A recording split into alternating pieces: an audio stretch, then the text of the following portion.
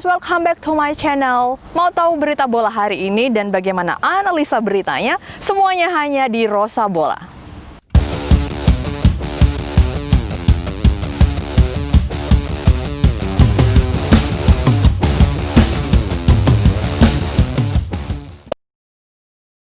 Welcome back to my channel guys.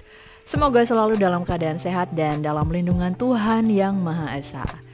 Setelah di video sebelumnya aku mengulas profil Frank Kessie, maka di video kali ini aku akan mengulas soulmate-nya nih guys di lapangan tengah Milan, yakni Ismail Bennacer.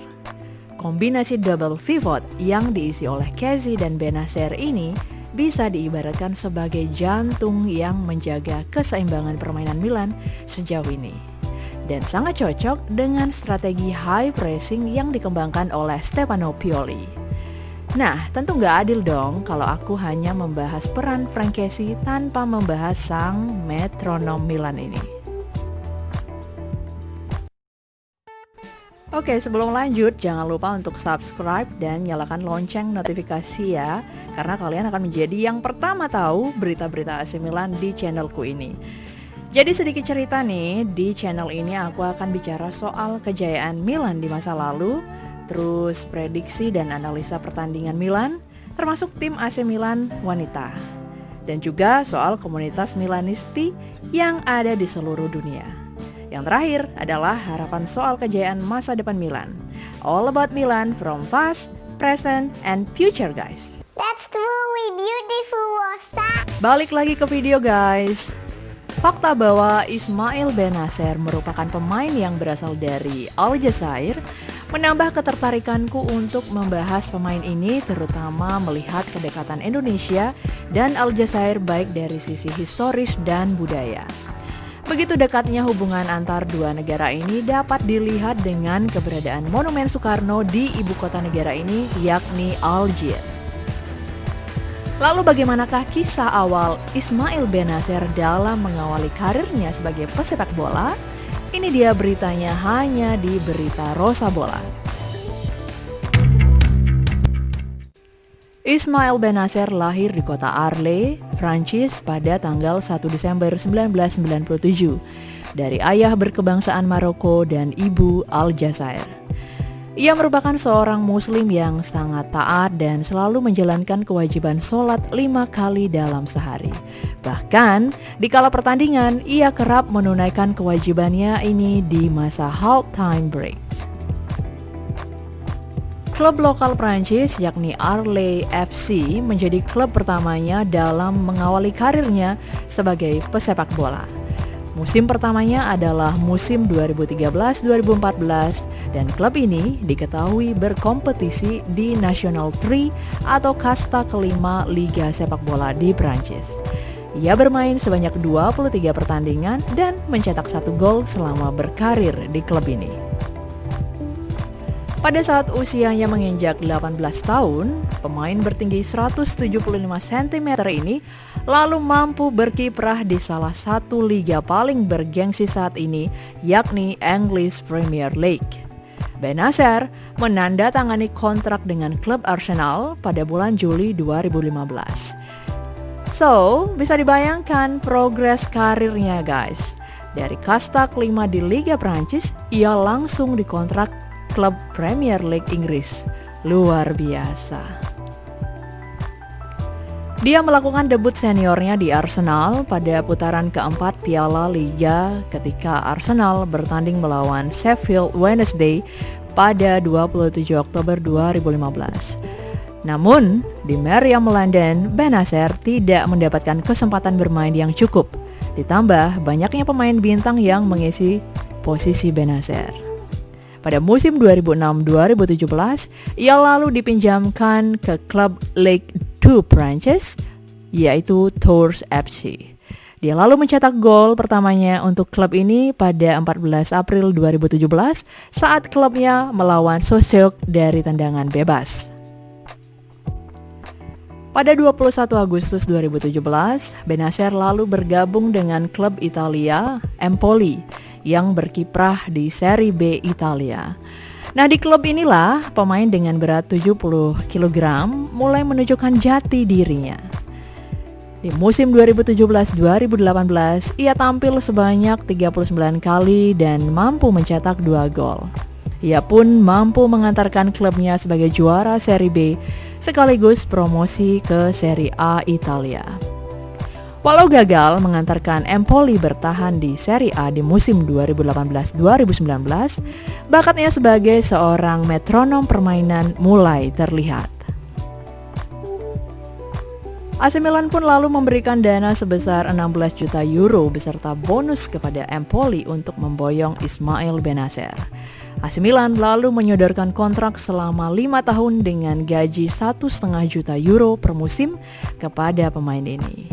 Gol pertamanya untuk Milan terjadi pada 18 Juli 2020 saat AC Milan mengalahkan Bologna 5-1. Lalu bagaimana dengan karir timnasnya? Walaupun ia sempat membela timnas Prancis U17, Bennacer pada akhirnya memilih memperkuat timnas tanah kelahiran ibunya, yakni Aljazair. Dia memulai debutnya untuk tim nasional Aljazair dalam kualifikasi Piala Afrika 2017 dengan kemenangan 6-0 atas Lesotho. Bennacer lalu dipanggil pada 11 Januari 2017 untuk membela Aljazair di Piala Afrika 2017. Ia didapuk menggantikan Safir Taider yang mengalami cedera dalam latihan. Karir timnasnya mulai menanjak di perhelatan Piala Afrika 2019. Ia membantu Aljazair meraih gelar pertama mereka dalam 29 tahun dan menyelesaikan kompetisi sebagai pemain muda terbaik sekaligus pemain terbaik di turnamen paling bergengsi di benua Afrika ini. Seperti yang aku ungkapkan di awal video, peran Bennacer sesungguhnya tak kalah krusial di lini tengah Milan. Frank Kessie adalah tipikal box-to-box midfielder dengan fokus utama pertahanan dan water carrier. Lalu Hakan Çalhanoğlu adalah seorang playmaker yang lebih fokus melakukan penyerangan. Maka bisa dikatakan Bennacer merupakan metronom yang menghubungkan Kessie dan Çalhanoğlu. Setelah bola mampu direbut Kessie, maka ia akan mengumpannya ke Bennacer. Dan di tangan pemain ini biasanya serangan Milan akan dimulai. Bennacer bisa saja langsung memberikan umpan kepada Çalhanoğlu atau memberikan umpan panjang kepada salah satu bek yang sudah naik menuju garis pertahanan lawan. Jadi, posisi pemain seperti ini memang membutuhkan kecepatan, kecerdasan, ketenangan, keterampilan dribbling, passing, dan teknik.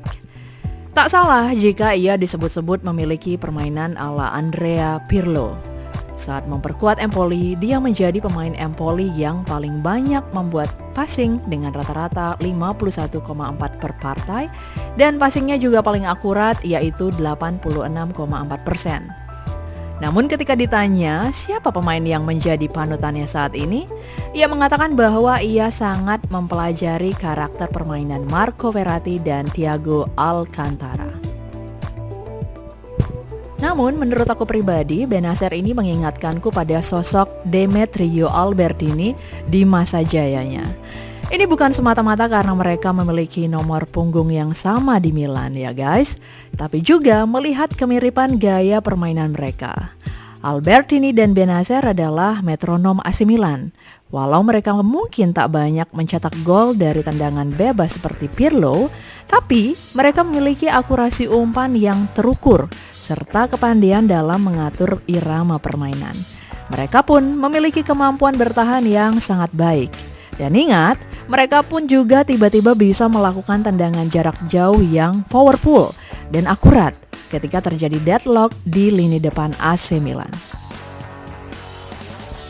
Seperti halnya Frank Kessie, Ismail Bennacer pun juga mulai dilirik klub-klub besar Liga Inggris, walau kontraknya dengan Milan baru berakhir di tahun 2024. Manchester United menjadi salah satu klub yang berminat dengan pemain ini.